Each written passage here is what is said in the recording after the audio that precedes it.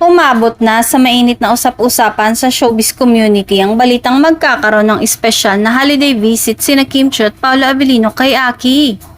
Ayon sa mga insider sources, plano ng dalawa na samantalahin ang bakasyon ngayon para makapiling at makapag-banding kay Aki.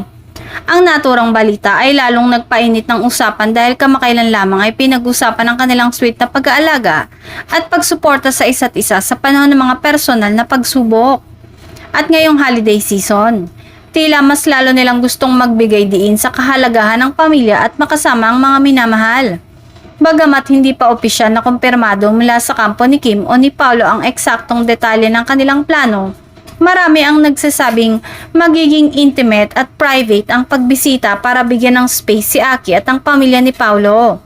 Hindi ito isang malakihang event, bagkus isang simpleng holiday bonding kasama ang mga pinakamalapit sa kanila.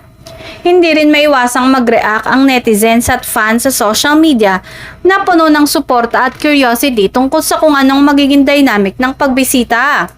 Para sa marami, ang pagturing ni Kim at Paolo kay Aki bilang isang mahalagang bahagi ng kanilang holiday plans ay isang touching at heartwarming gesture. Patuloy ang pag-antay ng publiko kung may opisyal na pahayag o photos mula sa kanilang dalawa tungkol sa pinaplano ngayong Pasko at Bagong Taon.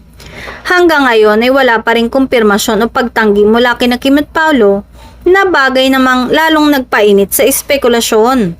Sa ngayon, nananatili itong isang usap-usapan ngunit kung tuluyang magkatotoo, tiyak na isa ito sa mga pinaka-heartwarming na kwento ng holiday season na aabangan ng marami.